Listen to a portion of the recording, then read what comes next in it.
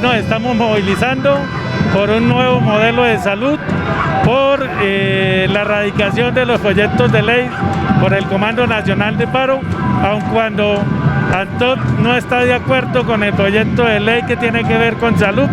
Nosotros lo manifestamos y dejamos clara la postura de que apoyamos la continuidad del proyecto 073, que es modificatorio de los artículos 194 y 195 de la Ley 100. Por un mejor futuro para nuestros hijos, por un país libre y democrático realmente, donde no asesinen a los jóvenes, donde le den la oportunidad a las mujeres de surgir.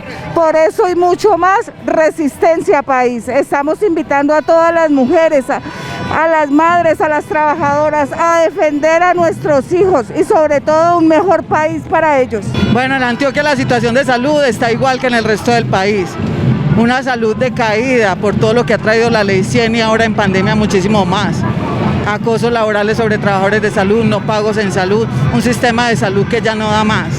Estamos marchando hoy no solamente por el sistema de salud, ni por un sector en específico, estamos marchando por todos los sectores de Colombia, por una juventud que ve que su futuro ya no va, porque todos los derechos que se habían conseguido se han acabado y porque los están matando, a nuestros jóvenes los están matando. En el país, los trabajadores de salud, el pueblo colombiano, porque estamos en un momento crucial, un momento histórico que demuestra que hay que estremecer este país.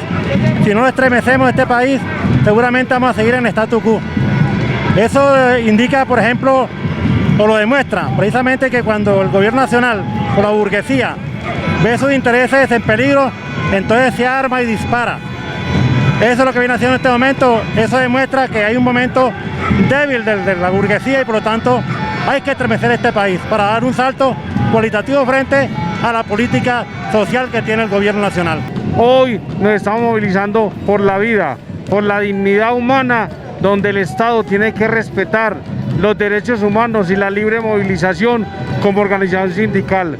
Hoy es un gran día y presentaremos ante el Congreso de la República proyecto de ley para las nóminas de los hospitales públicos del país.